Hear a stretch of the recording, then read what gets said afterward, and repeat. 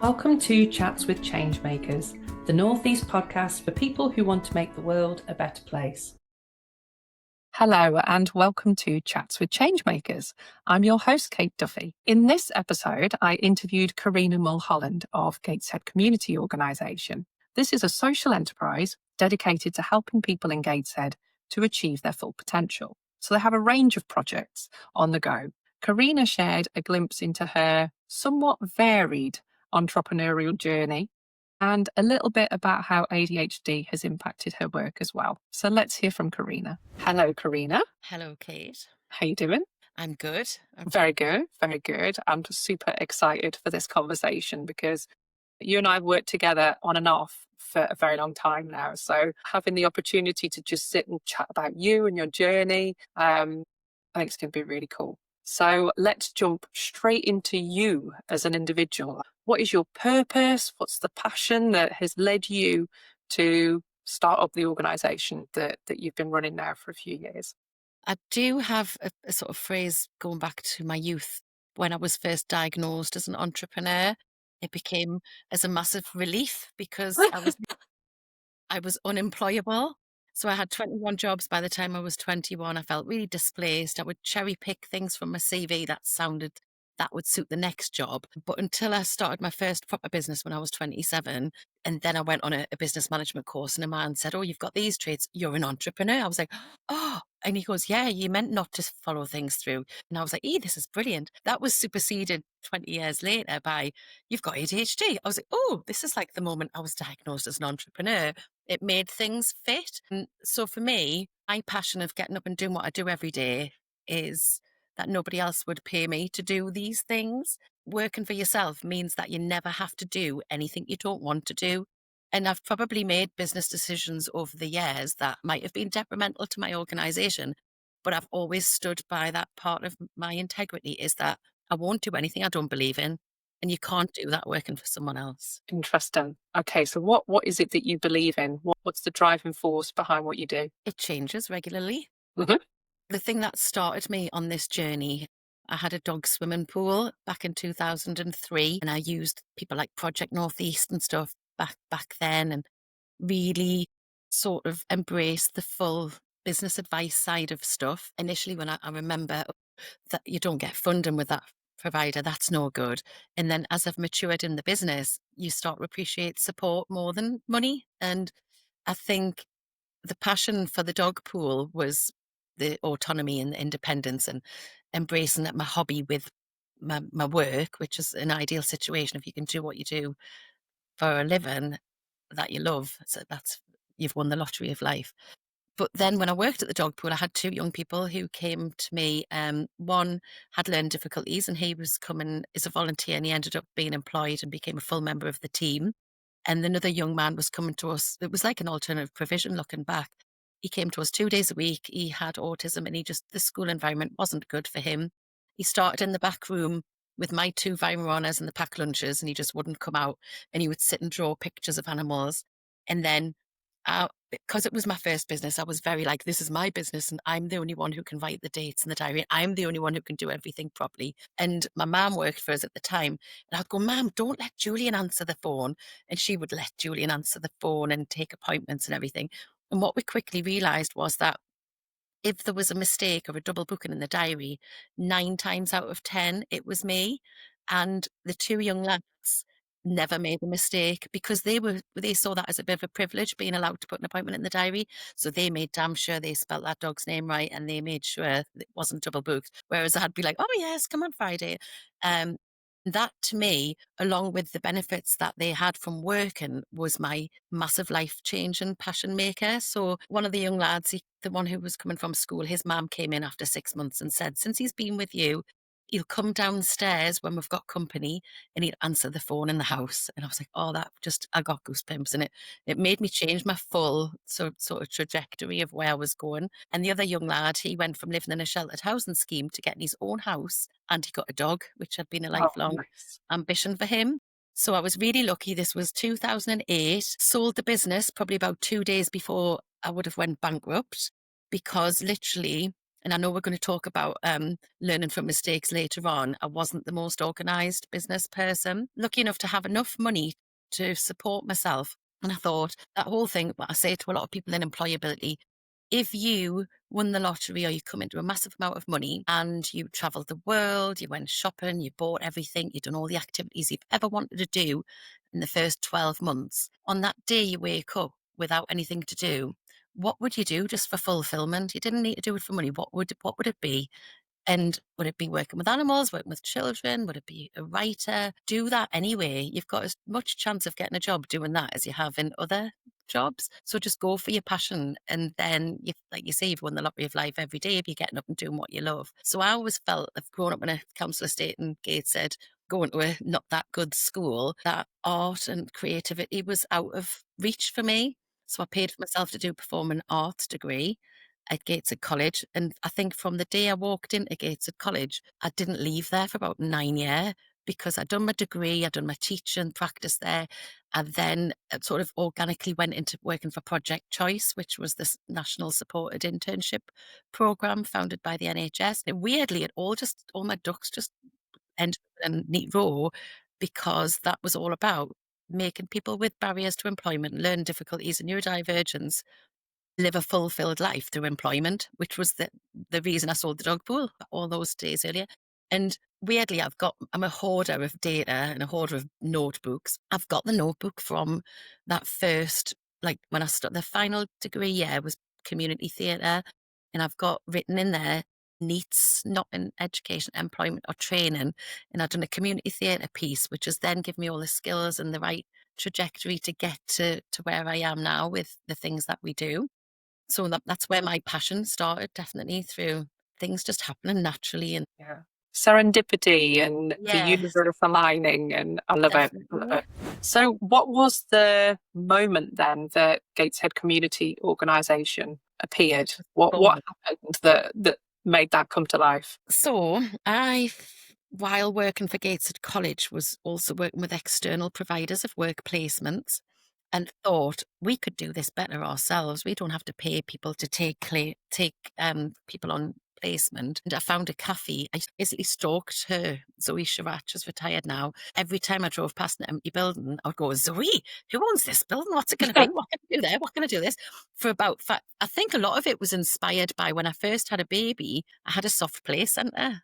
And it just didn't work. I strapped her to me and start working in the soft play centre thinking, oh, this is great. This is going to work out. And you can't. Babies want to move around once they get to about 3 months. I didn't know that because I've never really had much of that around. So I saw the model of a place, which was a social enterprise called Miss Tina's in Washington. And it was an old library. And it was like a mum and baby calf. And then the Nest opened not long after that. So that was my first kind of inkling of wanting to be a social entrepreneur. I wanted to do something a bit like the Nest. But then through work and this thing of wanting to look at empty buildings, Zoe Sharrett rang and said, right, we've got a community cafe within the Elgin Centre. It'll be perfect for you. So I negotiated with Gateshead College and Gateshead Council to do it as a joint venture. But then a little bit of middle management and me just wanting to get things done, I just said do you mind if I resign and do it myself? And that was it. I left the college on May the 4th, be with me.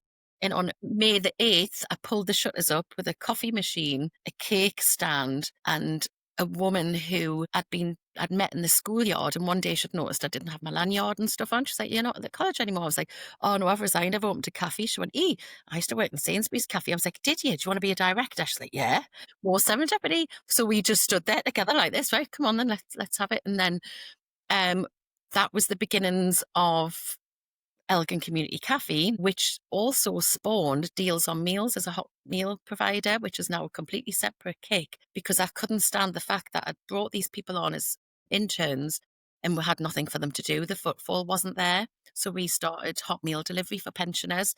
Me and my little electric car, 2018, driving around dropping off 8 meals for customers, but it meant the young people had to get the meals ready for 11:30.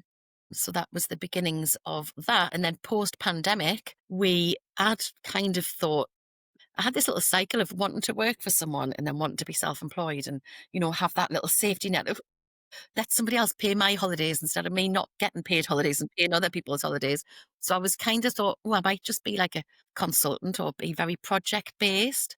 And then I, I thought I need a new name for the business anyway. I'm not in the Elgin Centre anymore. I think Gateshead Community. I needed a URL. So I just typed in Gateshead Community. Oh, .org's free. I was like, how's somebody not already this? And I sort of snapped up the Gateshead Community Organisation URL and then paid for somebody to do some marketing and design the logo. And it was almost like, and I would really recommend this, we became something really professional looking before we were. So we had this facade, but really it was just me in my bedroom and paid someone to do a website. And I was between projects. I didn't really know what direction GCO was taking. And then I met one of my former business partners on a walk in the woods, and we struck up a new idea. And she had a passion to finish supported apprenticeships, something she didn't get to do in the NHS. So we joined forces and we got premises, which again, I was a bit like, oh, I quite like not having premises. Mhm. Organically, we fell into Housing 21 cafes, and it's just been an amazing model. So that's our current model, where we take young people with barriers to employment and we put them on an 8-week or a 12-week work experience program in a kitchen with a cafe, but it's a very protected, safe environment because all of your customers are the people who live in the building. It's not an old people's home. It's like everybody's got their own key to the door and they choose to eat in our cafe. But some of the best examples, I had a young man who had been a school avoider. He then tried to start a mechanics course at college, and he was just like button heads with all the testosterone young men without having practice of being around people, really. But then you would have Alan saying, well, you've put any sugar in me tea, and being quite aggressive. And this young lad's like, oh, having to deal with conflict with that automatic, he's an elder. You know, you're not going to knock him out, are you? Because it's just, you can't. So some of the examples, that's one of them. Other people, I mean, we've got a video which you can put in the link. Craig, who went on to be a domestic at the Freeman Hospital through a pilot we'd done with the NHS at the Freeman Hospital for domestics. He will say himself he'd never left his bedroom. So we were going, literally knocking on people's doors, travel training them onto a bus, putting them in the kitchen till they felt comfortable in their own skin, giving them these transferable skills like reading a rota, working as part of a team, and then going out into the world of work if that was what was right for them. Or even, and I think I've learned this a lot with the Mind Your Business program, the targets that we sometimes set each other as success, sometimes getting halfway there is something to congratulate yourself on. Yeah. So for us to aim for employment, but if being an independent volunteer somewhere for you is fulfillment, even if that's you for the next 2 years, that's enough. And we're kind of in a position now where we've got a few months funding, and instead of just relying on only taking people we get funding for, I'm like, just this model works and it really helps people. Let's make the action, write the impact report, then say to the funders, this is what we've done. Can we have some money, please? Because as a non-planning neurodivergent person, that's kind of the only way I can do it. I know I've been on your courses. I've been on School for Social Entrepreneurs Trade Up twice. I know all about writing an impact report, but am I going to sit down and actually do it? Probably not. So tell us a little bit more then about your model, Corrina. Are you a social enterprise? Are you a charity? Like, how does all of this function? We set up as a community interest company back in 2018. I love that model, I really do. And I'm quite proud that I've overcome a lot of preconceptions in our local authority about kicks being, I don't know, like a bit fly by night. I think when I first came onto the scene in 2018, it was all like, oh, well, you either be a charity or be a business. There was a lot of like disgruntlement around kicks, which I think because they're easy to set up and people will bandy about, oh, you'll get your 10,000 awards for all, definitely. I think in Gateshead, because I didn't find this in Liverpool when I'd done the trade up, they were all for pushing kicks. They were dead bothered about like your traded income and quite a dim view of your intentions of why you've set up as a kicker. You've done it just to get more grants. And we've proudly been like 80% traded income up until recently. And if that's been my model, that's brilliant. That's probably put us on a back foot with impact measurement and looking for funding, because we haven't really needed funding to get to where we are now. But yeah, I think that's been a disadvantage. Historically, I would like to think that's changing now a bit more with a lot of companies who are a bit more relaxed. I know Community Foundation would only fund startup costs for Kicks, but now I think they're even looking at a wider scope of helping. Yeah, the reputation of Kicks has definitely been on a journey, hasn't it? I mean, It I has. completely agree with you. They were kind of seen as the charity light version. Yeah, Whereas now, I think there's enough of us doing a good job as Kicks that mean yes, that we're getting our own identity as to, well, no, this is really what we mean by that, yeah, rather than the best of both worlds or the worst of both no, worlds in some cases. So tell me, Corrina, in terms of this journey then, because there sounds like a lot of trusting your instinct here and going with the flow and being able to adapt and respond to opportunities as they come up. Have there been any moments where that hasn't worked for you? Have there been any bumps in the road or lessons that you would share with us? lots. I think that's made me a well-rounded, good entrepreneur. The fact that, yes, you have these risk-averse attitudes, and I will throw myself into anything without giving it a thought. And 90% of the time that works. But I think what I've always needed around me, and I've had flashes of it, but still not had it 100% of the time, is a team around me who can complement my get up and go on my passion. You couldn't run a business just on my passion. It would be like having a Ferrari with just an accelerator and no brakes. And I think sometimes you do feel like you're going to come off the track because you haven't got that stability, the stoic, the spreadsheets, the service level agreement. I must say, even a memorandum of understanding, these are the two things that could probably have saved a lot of sleepless nights and stress for me. Because I'm a very trusting person as well. Like, I will trust people beyond the ends. I just see the good in everyone till they do something really bad. And even when they've done something really bad, I would still give them a second and a third chance. It's the opposite to how other people operate. But I just think it's a nice way to operate. And, it's worked. But with hindsight, I could see places in the road where I've thought, if I'd had that written down, I wouldn't have lost that contract. Like, just doing things on a gentleman's handshake doesn't work in business. There's no karma in business, no matter how much you would like to think there is. There isn't. A little example of that, I wouldn't want to go into any of the things with GCO because they're all still quite recent. But when I had my dog swimming pool, I made an agreement with a vet who had a dog swimming pool, who had their own dog swimming pool that I was managing. We went into a loose partnership agreement if we were going to go half as on a water treadmill for dogs, and we were both going to work it in blah blah blah. And the day it was installed, he kind of blocked me off, and I was like, oh, I didn't see that coming. So that things like that have happened to me over the years, but I've always just bounced back and shook myself off and become more resilient. But I haven't learned the lesson of not trusting and making sure you've got this service level agreement. New relationships at the moment, and I've got memorandums of understanding, which I feel are a bit more comfortable with me. And it's nice to be able to say to people, well, this is what I expect of you, and this is what you can expect of me, because circumstances, personalities, whatever, things change and people can't always fulfill what they've said they were going to. So yeah, that's my big lesson learned would be having things written down. And then my earlier mistakes, which I learned with my first business, but you can't do with a kick because it's other people's money, is when I had my dog pool, I'd be buying myself a pasty on my business card and buying printer ink on my personal card. And then I would just throw loads of receipts at the accountant at the end of the year and like inland revenue and stuff, whatever. That's how I was almost bankrupt. I pawned jewelry to pay wages in my first job, in my first business. And I think it was my distractibility as well that took my eye off the ball. It could have been a really good business model. But when I got bored with my dog pool, I went off and got a full-time job and still worked in the dog pool. Whereas with GCO, yes, I get bored with projects, but we've got an umbrella of different projects that I can dip in and out of, and that I have people with the right skills doing the things that I now consider to be boring because I've got Mhm. my ADHD and now the novelty's gone with that. It'll either keep running or it'll fizzle out. But we've done it in a way where it always benefits people across the board. And I'll always say with my referrals, we've probably had over 300 referrals for our employability program in the last 7 years, probably more. And everybody I come in contact with, and we don't get funded for this, it's just a personal thing.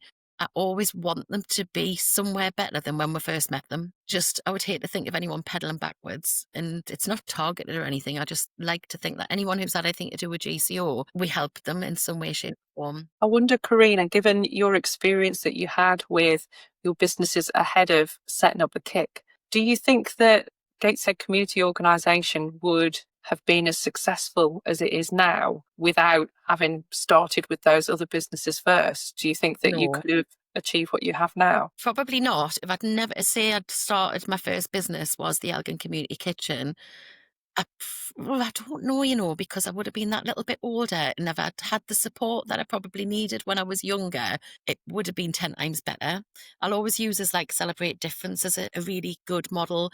And Emma Bell down at M Bells, I kind of look and go, I would have been a bit more like that if I'd had more support at the time, because I am scattergun, and it probably has been a disadvantage for me having ADHD, to be honest, undiagnosed when I first started the business. So I don't know if it's experience levels or if it's like just my neurodivergence. Would it have been the same? I don't know. But experience wise, definitely GCO's had a better chance because I've had those experiences in the past. It's like any relationship, isn't it? If you ruin one relationship, you make your next one better. Yeah, that's a good way of putting it. So just to conclude our chat then, because we could just talk for hours, I'm sure. You've got a lovely audience listening to your story at this point. Is there anything that they can be doing to support you, to support Gateshead Community Organisation, to champion your cause further? What can we do to support you? I think at the moment, I was just talking about this yesterday. Social media for me hasn't always been a consistent thing, and I've recently developed really bad memory issues. So ADHD added to perimenopause makes very similar to dementia type symptoms.